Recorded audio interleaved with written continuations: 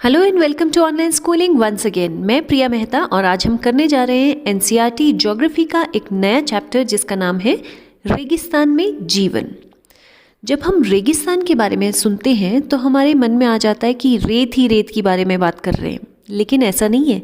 इस चैप्टर में हम रेगिस्तान की और भी बहुत ज़्यादा डिटेल्स पढ़ने वाले हैं, तो ध्यान से सुनिएगा। अब देखिए, हम सभी जानते हैं कि जीवन जीने के लिए हमें 3 चीज़ों की आवश्यकता होती है। किस किस की? हवा, पानी और भूमि की। ज़रा सोचिए, कोई ऐसा स्थान हो जहाँ पर पीने के लिए जल ही ना हो, मवेशियों को चराने के लिए घास ना हो, फसलें ना हो, तो ऐसे स्थान पर रहना कितना ज़्यादा मुश्किल हो जाएगा। तो आज हम इस चैप्टर में ऐसे विश्व के ऐसे जगह के बारे में पढ़ने वाले हैं जो कि बहुत ज़्यादा गर्म है, यानी कि जब वहाँ गर्मी होती है तो बहुत ज़्यादा गर्मी होती है, और जब ठंड होती है तो बहुत एक्सट्रीम ठंड भी होती है, यानी एक्सट्रीम क्लाइमेट होता है वहाँ पर। ऐसी जगह विश्व के रेगिस्तानी क्षेत्र होते हैं, और ऐसे क्षेत्रों में वर्षा बहुत कम होती है, और क्योंकि वर्षा कम होती है तो वनस्पति यानी पेड़ पौधे जो हैं वो भी बहुत थोड़े होते हैं, और तापमान बहुत चरम पे होता है, एक्सट्रीम क्लाइमेट जिसे हम कहते हैं। अब चरम पे तापमान होने का मतलब ज़रूरी नहीं है कि वहाँ गर्मी ही हो। जब ठंड होती है तो वहाँ ठंड भी बहुत ज़्यादा होती है, और तापमान के आधार पर हम रेगिस्तान को या तो गर्म या फिर ठंडे रेगिस्तान कहते हैं। अब इन स्थानों पर जल जो है उसकी उपलब्धता भी बहुत ज़्यादा कम होती है, तो ऐसे स्थानों में कृषि के लिए बहुत कम चांसेस रह जाते हैं। ये रहा आपका वर्ल्ड मैप, जिसमें आप 7 कॉन्टिनेंट्स देख सकते हैं, यानी आपको पता है विश्व में 7 महाद्वीप हैं, और इन महाद्वीपों में से आज हम अफ्रीका के बारे में थोड़ा सा कुछ पढ़ने वाले हैं। देखिए, अफ्रीका का जो उत्तरी पार्ट है, यानी उत्तरी अफ्रीका जो है, उसके बहुत बड़े भूभाग पर सहारा रेगिस्तान फैला हुआ है। और इस रेगिस्तान की खास चीज़ क्या है जो आपको याद रखनी है? ये विश्व का सबसे बड़ा रेगिस्तान है, और ये लगभग 8.54 लाख वर्ग किलोमीटर के क्षेत्र में फैला हुआ है। सहारा रेगिस्तान 11 देशों से घिरा हुआ है। अब ये 11 देश कौन कौन से हैं? जैसे जैसे मैं बोलती रहूँगी आपने इस मैप को ध्यान से देखना है।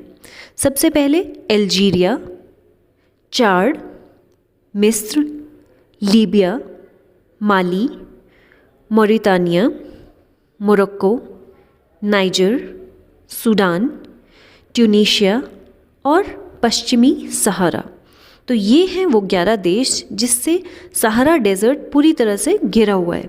ये 11 के 11 जो कंट्रीज़ हैं ये आपको याद रखने, और सहारा डेजर्ट इन्हीं कंट्रीज से पूरी तरह से घिरा हुआ है। आप देख सकते हैं सहारा मरुस्थल बिल्कुल बीच में है, और ये सारे कंट्रीज़ उसके इधर उधर हैं।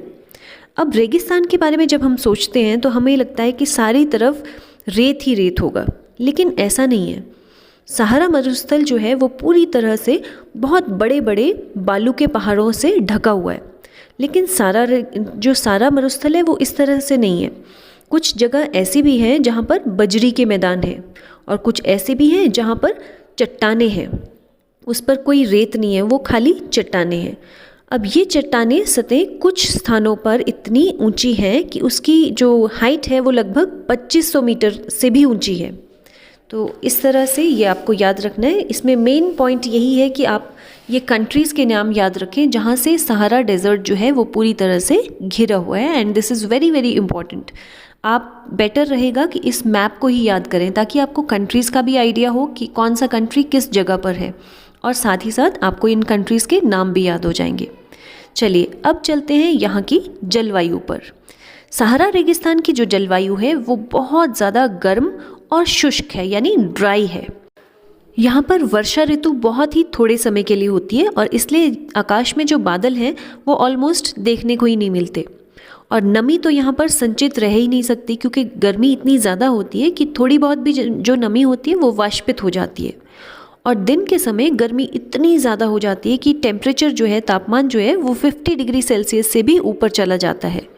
और उसी तरह रात का जो टेम्परेचर है वो इतना नीचे गिर जाता है कि वो 0 डिग्री सेल्सियस तक पहुंच जाता है। तो इस तरह जैसे हमने पढ़ा, यहाँ पर जलवायु जो है वो चरम जलवायु है, यानी एक्सट्रीम क्लाइमेट। जब गर्मी है तो बहुत ज़्यादा गर्मी है, और जब सर्दी है तो बहुत ज़्यादा सर्दी है। तो चलिए अब देखते हैं यहाँ के वनस्पति जात और प्राणी जात, यानी यहाँ पर किस तरह के पेड़ पौधे उगते हैं, और प्राणी जात यानी एनिमल्स किस तरह के पाए जाते हैं। सहारा रेगिस्तान जो है यहाँ पर वनस्पतियों में सबसे फेमस है कैक्टस, आपको पता ही होगा, और पेड़ों में यहाँ पर खजूर और एकेशिया के पेड़ पाए जाते हैं। यहाँ पर जो मरु उद्यान है, यहाँ पर खजूर के पेड़ों से ये घिरा रहता है। अब मरु उद्यान आपको पता होगा, जो मरुस्थल में छोटा सा ग्रीन कलर का कोई पैच होगा जहाँ पर कुछ वनस्पति उगी है, उसे हम मरु उद्यान कहते हैं। और एनिमल्स की बात करें तो यहाँ पर ऊंट, लक्कड़बग्गा, सियार, लोमड़ी, बिच्छू, सांप आदि की जो प्रजातियाँ हैं ये पाई जाती हैं, और छिपकलियाँ भी यहाँ की प्रमुख जीव जंतु हैं। तो चलिए अब देखते हैं यहाँ के लोगों के बारे में। अब हमने यहाँ की जलवायु के बारे में तो जान लिया, अब जानते हैं यहाँ के लोगों के बारे में।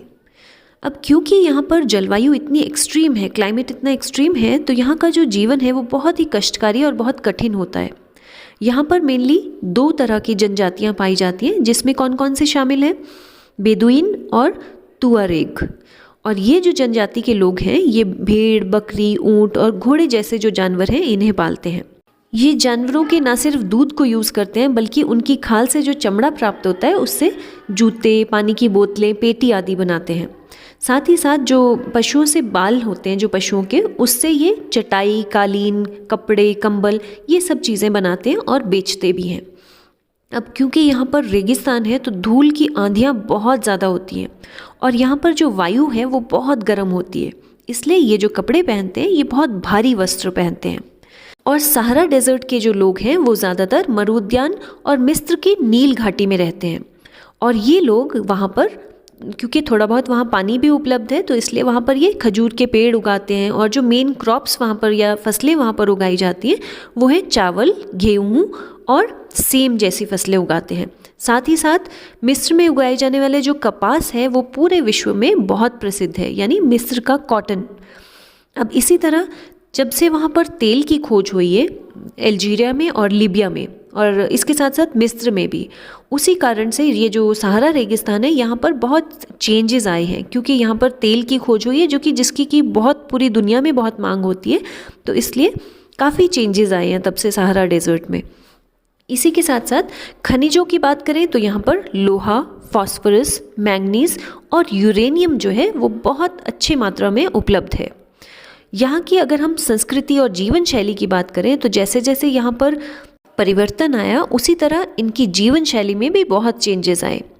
अब अगर हम यहाँ पर मस्जिदों को देखें तो ये इनकी जो मस्जिदें हैं ये बहुत ऊंची ऊंची कांच की खिड़कियों से बनी होती है, और इसके साथ साथ ऊँट के जो प्राचीन मार्ग यानी पुराने जो ऊँटों के लिए मार्ग बने होते थे उसकी जगह पर अब सुपर मार्ग यानी बहुत अच्छे अच्छे मार्ग बन गए हैं। यहाँ पर नमक का व्यापार बहुत ज़्यादा होता है, तो उसके लिए पहले तो ऊँटों का इस्तेमाल किया जाता था, लेकिन अब समय के साथ साथ यहाँ पर ट्रक चलने लगे हैं, क्योंकि यहाँ सुपर मार्ग बन गए हैं। उसके साथ साथ यहाँ जो तुआरेग जनजाति के जो लोग हैं वो ज़्यादातर एज अ गाइड काम करने लगे हैं, यानी कि विदेशी पर्यटकों के लिए वो मार्गदर्शन यानी गाइड का काम करते हैं, वो इधर उधर घुमाने फिराने का, जानकारी देने का काम करते हैं। यहाँ के जो बहुत सारे चलवासी जनजाति जो हैं वो अब धीरे धीरे ये जगह छोड़कर शहरों की तरफ जाने लगे हैं। क्यों जाने लगे? जहाँ पर तेल और गैस के कार्यों में उन्हें नौकरी मिल सके। तो इस तरह से आपने देखा कि किस तरह यहाँ पर लोगों का जीवन रहता है। साथ ही साथ हमने इसके जलवायु के बारे में पढ़ा। तो इतना सा जितना चैप्टर हमने अभी तक पढ़ा है, I hope this chapter is very much clear to you. अगले चैप्टर में हम पढ़ेंगे ठंडे रेगिस्तान के बारे में। तो चलिए अगली वीडियो में एक नए टॉपिक के साथ मिलते हैं। Till then take care, bye bye.